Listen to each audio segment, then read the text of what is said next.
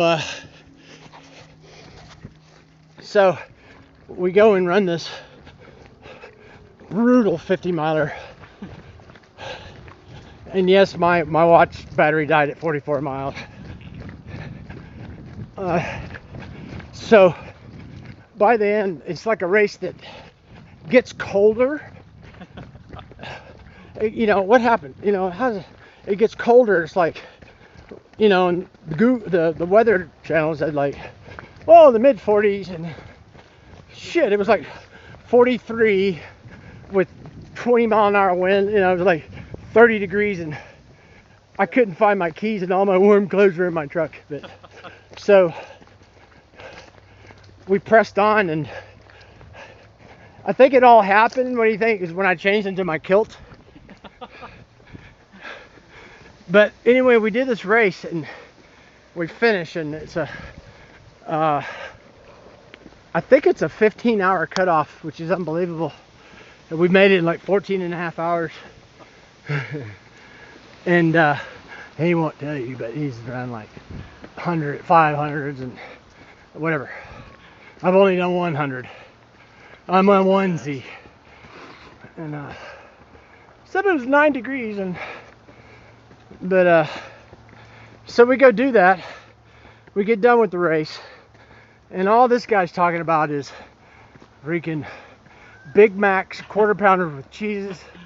And I'm going, oh, have you heard about the new? Let me reframe. You gotta understand that if you're not a racer, if you're not an ultra runner,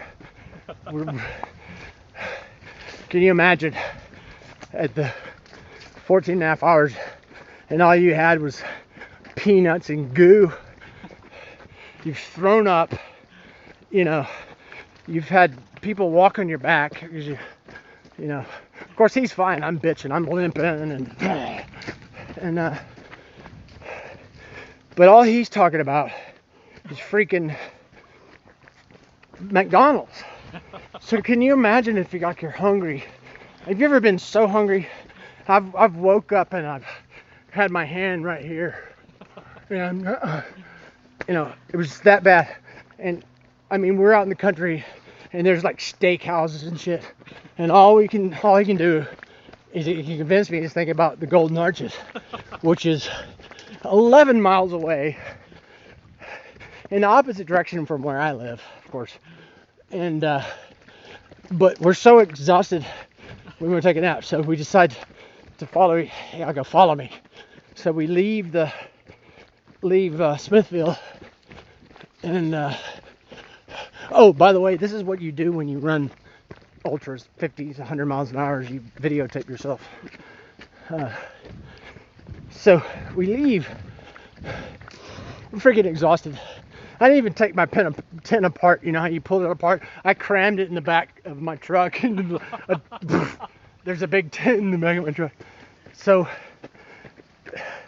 we go back to Bastrop from Smithville, and I saw him. I was going, why is he going so slow? Anyway, so we finally get there, and we pull into the McDonald's small town. There's a Sunday go to meeting people in there and shit. Of course, I'm walking in there with mud and my kilt, you know, and turns out he was falling asleep at the traffic lights. Yep. Yeah, that's how bad sleep deprivation is worse than drinking.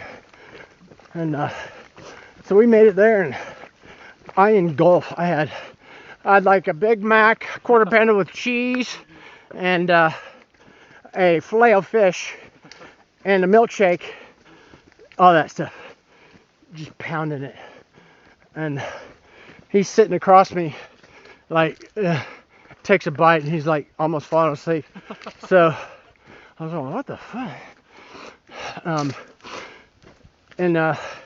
So I said, look, we got to sleep. I got to go back to Houston. You got to go back to Round Rock. So we're in the McDonald's parking lot. I said, we got to get out of the parking lot, because you know, the popo, the rent-a-po will knock on our door. And so anyway, I pulled across the street, and he did, and Went to sleep. Of course, drool down my face and the windows all foggy. Anyway, long story short, I ended up getting to Houston like 2 o'clock in the morning. Yeah. And I got pulled over by the cops. What? Going, yeah. What? Yeah, going You didn't tell me that. on 71. You know, I was going 77 and a 75. I go, you What? dick. This will be a warning. I was gonna flash you my FEMA badge, but I didn't. And I go, seriously? Because I have an old truck and you can't control a 75, 77. Even though I was really wanting to go 85. So I got home, fast forward all week long. I'm all bitching because I'm not deployed anyway. I decided last minute I'd drive up here last night.